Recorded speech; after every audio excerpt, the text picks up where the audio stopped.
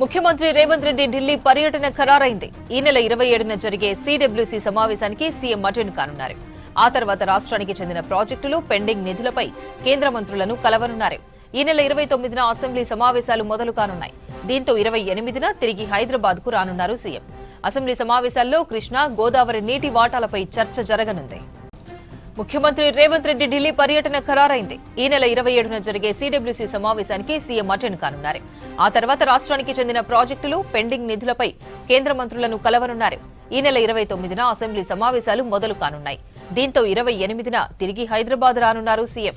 Assembly సమావేశాల్లో కృష్ణా, గోదావరి నీటి వాటాలపై చర్చ జరగనుంది. సీఎం ఢిల్లీ టూర్ కు సంబంధించి మరిన్ని డీటెయిల్స్ యాదగిరి లైవ్ లో అందిస్తారు. యాదగిరి, సీఎం హస్తిన పర్యటన షెడ్యూల్ ఏంటి?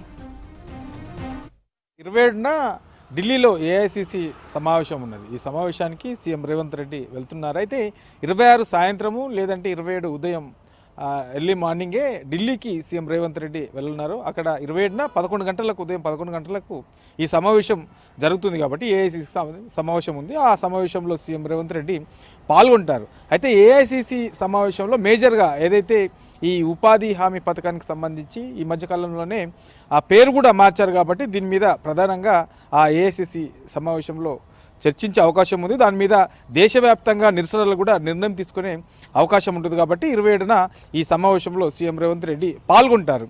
ఇక 28న కూడా సీఎం రేవంత్ రెడ్డి సాయంత్రం వరకు అక్కడే ఉండే అవకాశం ఉంటుంది. సో 28న ఢిల్లీలో ఏదైతే కాంగ్రెస్ పెద్దలతో పాటు ఇక కేంద్ర మంత్రులను కూడా పలు రాష్ట్రానికి సంబంధించినటువంటి అంశాల మీద, తర్వాత పెండింగ్లో ఉన్నటువంటి అంశాలు ఏమేమి ఉన్నాయి, తర్వాత అనుమతులు ఏమేమి ఇవ్వాల్సి ఉన్నాయి, సో ఇట్లా ఈ అన్నిటి అంశాల మీద కూడా అక్కడ ఉన్నటువంటి కేంద్ర మంత్రులను కలిసి వినతిపత్రం ఇచ్చే అవకాశం ఉంటుంది. ఇది 28న ఈ ఉదయం నుంచి మధ్యాహ్నం వరకు కూడా ఈ కార్యక్రమాలు ఉంటాయి. ఆ తర్వాత ఇక సాయంత్రం తిరిగి సీఎం రేవంత్ రెడ్డి హైదరాబాద్ వచ్చే అవకాశం ఉంటుంది. ఇక తెల్లారి అంటే 29న అసెంబ్లీ సమావేశాలు ఉంటాయి కాబట్టి 28 సాయంత్రం లోపు సీఎం రేవంత్ రెడ్డి తిరిగి హైదరాబాద్ వస్తారు. ఇక 29న అసెంబ్లీ సమావేశాలు ప్రారంభమవుతున్నాయి. సో అసెంబ్లీ సమావేశంలో సీఎం రేవంత్ రెడ్డి పాల్గొంటారు. తర్వాత అందులో ఏదైతే డిప్యూటీ స్పీకర్కి సంబంధించినటువంటి ఎన్నిక కూడా 29న ఉంటుంది.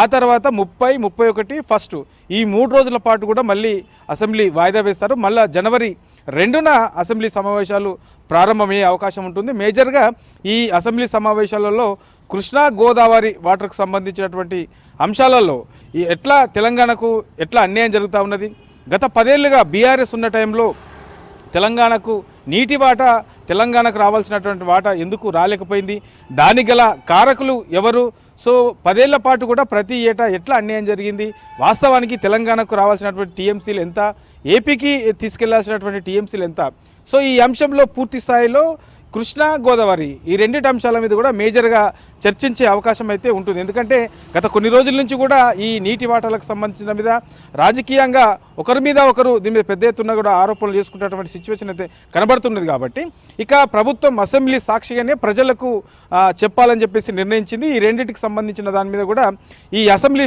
సమావేశంలో ప్రధాన ఎజెండాగా వీటిపైన చర్చించే అవకాశం అయితే కనబడతా ఉన్నది. ఇక ఏదైతే ఈ సిడబ్ల్యూసీ సమావేశంలో జరిగే ఈ ఉపాధి హామీకి సంబంధించిన దాంట్లో ఎట్లాంటి నిర్ణయం అయితే వస్తుందో ఆ నిర్ణయాన్ని బేస్ చేసుకునే ఇక ఈ అసెంబ్లీ సమావేశాల్లో కూడా ఈ ఉపాధి హామీ మార్పు పథకానికి సంబంధించినటువంటి మార్పు పైన కేంద్రం ఎట్లా అంటే ఏదైతే కాంగ్రెస్ పెద్దలు ఏ నిర్ణయం తీసుకున్నారు, ఏఐసిసిలో ఏం నిర్ణయం ఉందో ఆ నిర్ణయానికి అనుగుణంగా అసెంబ్లీలో కూడా దీని మీద చర్చించే అవకాశం అయితే కనబడతా ఉన్నది. సో ఇట్లా వీటితో పాటు ఏదైతే కొన్ని ఆర్డినెన్స్కి సంబంధించినటువంటి అవి కూడా ఉన్నాయి కాబట్టి ఆ బిల్లులకు సంబంధించి కూడా అసెంబ్లీలో చర్చించి వాటి మీద కూడా బిల్లులకు సంబంధించి కూడా ఆమోదం తెలిపే అవకాశం అయితే ఉంటుంది. 2 లేదా 3 రోజుల పాటు ఈ అసెంబ్లీ సమావేశాలు ఉంటాయని చెప్పేసి చర్చ జరుగుతూ ఉన్నది. 3 తారీఖు వరకు కూడా జరిగే అవకాశం ఉందనే ఒక చర్చ కూడా ఉన్నది. చూడాలి మరి 29న ప్రారంభమయ్యే ఈ సమావేశాలకు సంబంధించి ఎన్ని రోజుల వరకు నిర్వహించే అవకాశం ఉంటుంది, ఏ అంశాల మీద చర్చించే అవకాశం ఉంటుంది అనే దాని మీద క్లారిటీ వచ్చే అవకాశం అయితే ఉంటుంది. అపర్ణ.